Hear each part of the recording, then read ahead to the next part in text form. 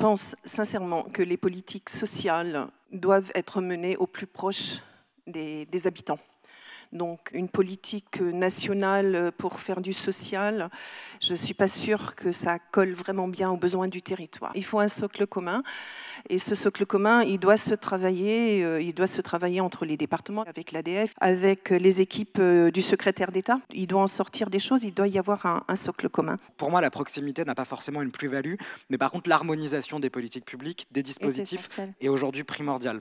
Donc ce qu'on demande, c'est assez simple, c'est que l'État récupère la protection de l'enfance à son portefeuille, crée une agence nationale de contrôle, parce que l'autre problème structurel que pose la décentralisation, c'est sur le volet législatif. Les parlementaires, aujourd'hui, quand ils se saisissent de la protection de l'enfance dans le débat parlementaire, ne peuvent pas imposer tout un certain nombre de mesures au département pour rendre le système plus égalitaire, puisqu'il y a ce principe constitutionnel de libre administration qui fait qu'on ne peut pas faire peser de dépenses supplémentaires sur les départements, en tout cas sans leur accord. À l'époque, c'était la DAS, c'était l'État, c'était pas la protection de l'enfance est devenue une compétence départementale après les lois de décentralisation dans les années 80.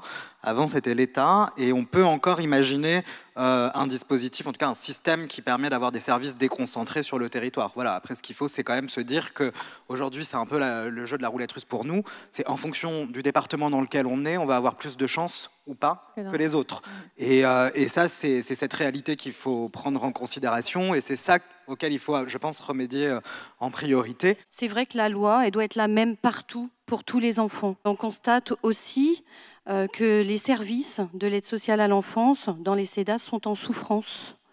On n'a pas assez de personnel, on a un turnover incroyable, on a de la fatigue, de la souffrance, et du coup, ça vient impacter notre travail, nous, assistants familiaux, puisqu'on ne peut pas travailler seul. Et c'est vrai que la proximité pour nous, elle est importante.